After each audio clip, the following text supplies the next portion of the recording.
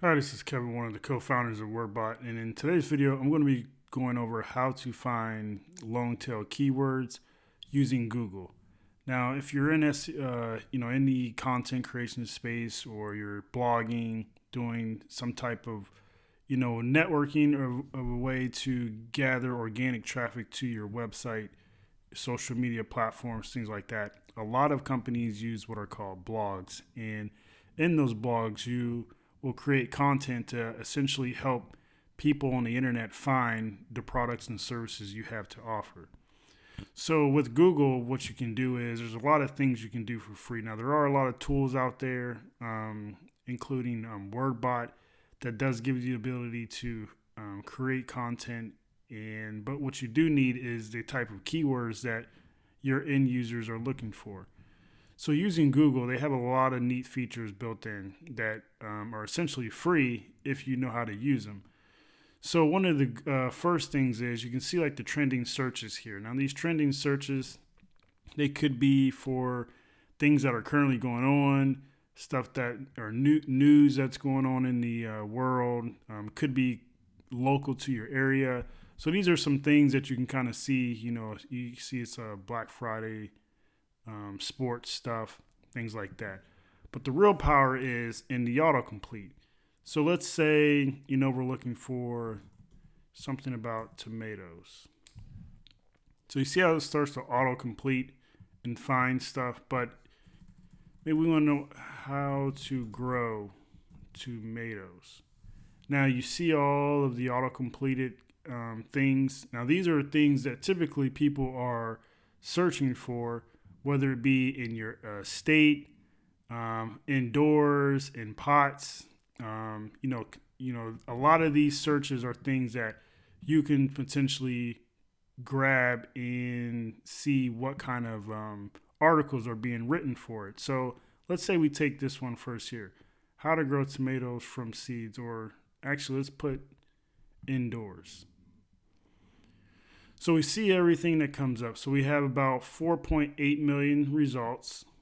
And as we can see here, there's marthastewart.com, how to grow tomatoes indoors. So this might be a tough one to kind of rank for, because Martha Stewart's obviously very influential. So a lot of people are probably going to gravitate towards what she has to say.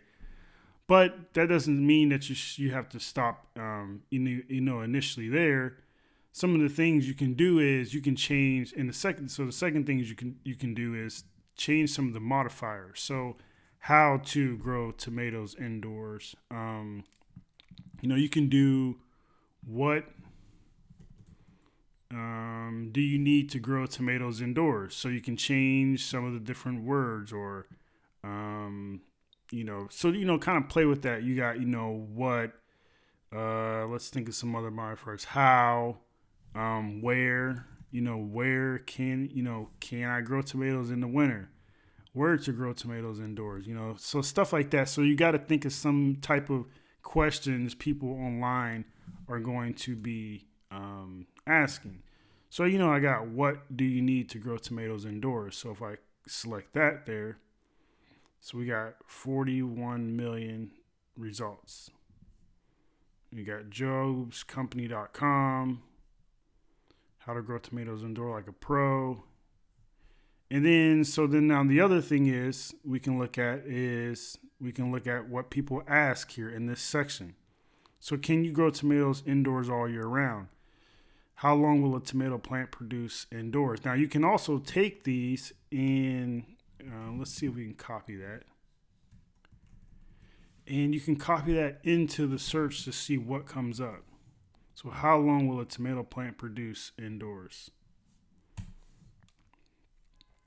So as you can see, we have less results. Now this means that this could be potentially a low-hanging fruit, because this question is very specific, almost as far as how long will a tomato plant produce indoors. So like this could be, how long can this thing, last me, or how many seasons? And as you can see, you got some questions here.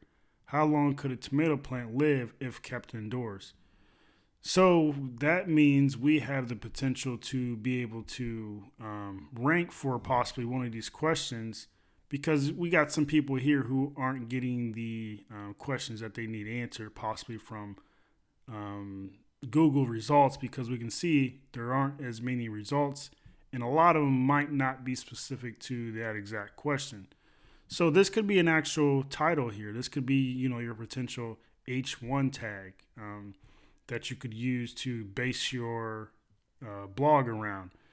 And then the other thing is you could also change some of the you can add modifiers to short tail keywords. So let's say we didn't have this particular long tail keyword yet.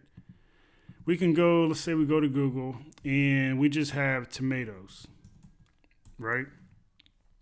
So obviously tomatoes, that's very, hard. So, a couple billion almost. But, tomatoes, growing, let's put growing tomatoes, right? So we got growing tomatoes. But then we want to say growing green tomatoes. So we can chop it down a little more. So you want to add modifiers to your particular thing, so you can do specific stuff that might not be specific to just tomatoes, but now we're trying to kind of slowly bring the results down to something attainable that we can kind of rank for. And then the last thing but not least, you can do some of the related searches. So as you can see down here, not only do we have this question, but we have some Google related searches down here. So growing tomatoes indoors on a windowsill, growing cherry tomatoes indoors. So, check some of these. Let's see, it's probably not let's click on another one here. Unusual traffic. Let's just prove I'm not a robot here real quick. So all the bridges, there, verify. Sorry. So it looks like we got 1.8 million results on that. So that could be another potential one. Growing tomatoes indoors in winter. How long would a tomato plant? So there you go. And so if you already have a blog as well, another thing to look for is, so if you go to our website here, blog.wordbot.io, and log out here. Go back and refresh. Okay, so we have an internal search, and what you can do is sometimes you'll actually be able to see what people are specifically looking for. So, maybe, SEO. There's certain things for SEO. Maybe there's specific questions people ask.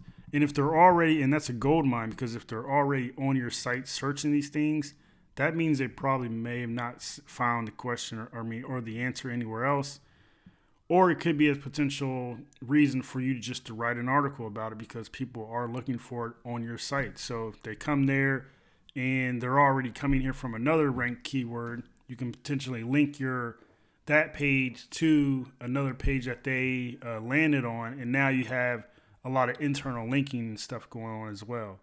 So those are just a couple good ways to find some great keywords using Google without having to go and scour some of the most expensive tools in the world, especially if you're just starting out.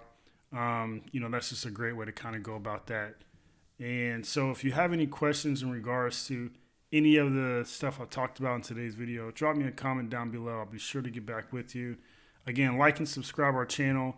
We have tons of videos on AI, content creation. Sign up for a free trial on wordbot.io if you want to look into creating any content in regards to creating and generating unique SEO optimized content, and not only doing competitive SEO analysis on your competitors. Again, thanks for tuning in, and hope to see you next time.